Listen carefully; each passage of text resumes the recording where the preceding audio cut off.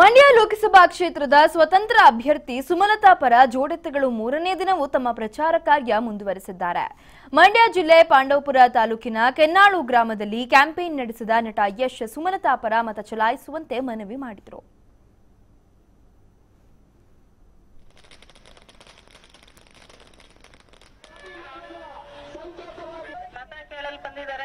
ಜೊತೆಗೆ ನೀವೆಲ್ಲರೂ ಕೂಡ ವಿಚಾರವಂತಿಕೆಯಿಂದ ಬಹಳ ಜವಾಬ್ದಾರಿಯಿಂದ ಮತಗಳನ್ನ ಹಾಕ್ಬೇಕು. ಯಾಕಂದ್ರೆ ಸುಮಲತಾ ಅನ್ನುವ 4 ಹೆಸರನ್ನ ಮಹಿಳೆಯರನ್ನ ಹಾಕಿ ನಿಲ್ಲಿಸಿದ್ದಾರೆ.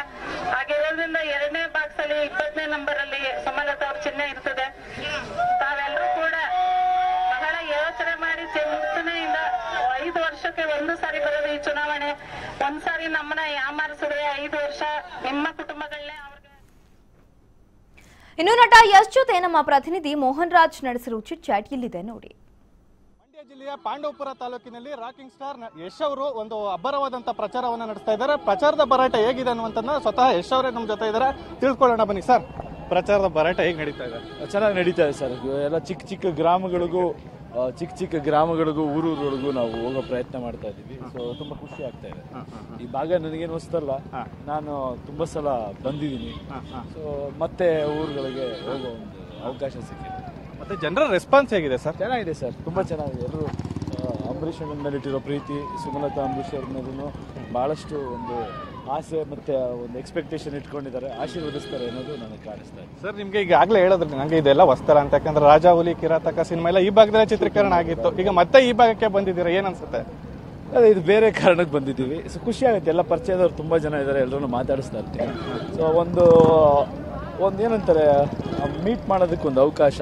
ಮಧ್ಯೆ ಬರ್ತಾ ಇರ್ತೀನಿ ನಾನು, ಈ ಭಾಗ ನನಗೆ ಹೊಸ್ತಲ್ಲ ಅಂತ ಹೇಳಿದಾಗೆ ಕ್ಯಾನ್ವಸ್ಗೆ ಅಂತ ಫಸ್ಟ್ ಟೈಮ್ ಬರ್ತಾರೆ ಸರ್. ಮತ್ತೆ ನೀವೆಲ್ಲ ಪ್ರಚಾರಕ್ಕೆ ಬರ್ತಾ ಇದ್ದೀರಾ, ಆದ್ರೆ ಸಂಸದರಾದಂತ ಶಿವರಾಮೇಗೌಡರು ಸಿನಿಮಾ ನಟರುಗಳ ಬಗ್ಗೆ ತುಂಬಾ ಕೀಳಾಗಿ ಒಂದು ಹೇಳಿಕೆಗಳನ್ನ ಕೊಡ್ತಾರೆ. ದಿನ ಹೇಳಾಯ್ತಲ್ಲ, ಮತ್ತೆ ಏನ್ ಪ್ರತಿದಿನ ಅದ್ರ ಬಗ್ಗೆ ಮಾತಾಡೋದು?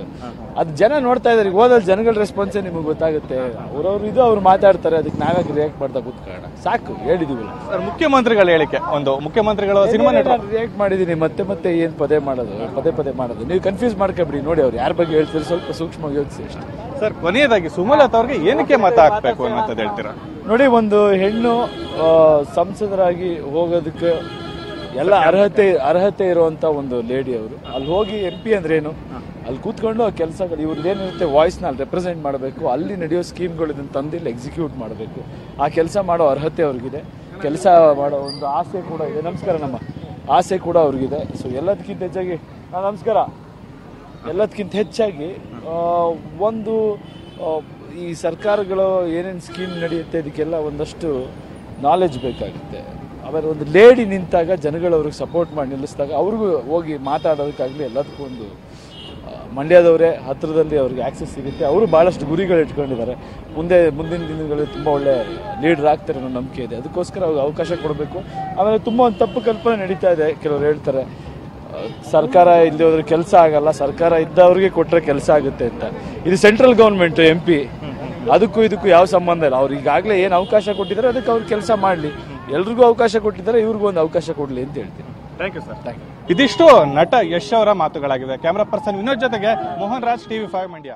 ಎಷ್ಟೇ ಬ್ಯುಸಿ ಇದ್ರು, ಏನೇ ಕೆಲಸಗಳಿದ್ರು, ಫಸ್ಟ್ ಹೋಗಿ ಎಲ್ಲರೂ ತಪ್ಪದೆ ಮತ ಚಲಾಯಿಸಿ ಒಳ್ಳೆ ಅಭ್ಯರ್ಥಿನ ಆಯ್ಕೆ ಮಾಡಿ. ನಮ್ಮ ಸರ್ಕಾರ ನಮ್ಮ ಹಕ್ಕು. ಸೊ ಹಾಗಾಗಿ MP ಎಲೆಕ್ಷನ್ಸ್ ಬರ್ತಾ ಇದೆ, ನಾನು ವೋಟ್ ಮಾಡ್ತಾ ಇದ್ದೀನಿ, ನೀವು ಸಹ ವೋಟ್ ಮಾಡಿ ಈ ಒಂದು ಜವಾಬ್ದಾರಿನ ಸರಿಯಾಗಿ ನಿಭಾಯಿಸ್ಕೊಡಿ. TV5 ಅಭಿಯಾನದಲ್ಲಿ ನಾನು ಸಹ ಕೈ ಜೋಡಿಸ್ತಾ ಇದ್ದೀನಿ, ನೀವು ಸಹ ಕೈ ಜೋಡಿಸಿ. ಎಲ್ರಿಗೂ ಒಳ್ಳೆಯದಾಗಲಿ. ಮತ ಚಲಾಯಿಸಿ, ನಮ್ಮ ಮತ ನಮ್ಮ ಹಕ್ಕು. ಇದು TV5 ಕಳಕಳಿ.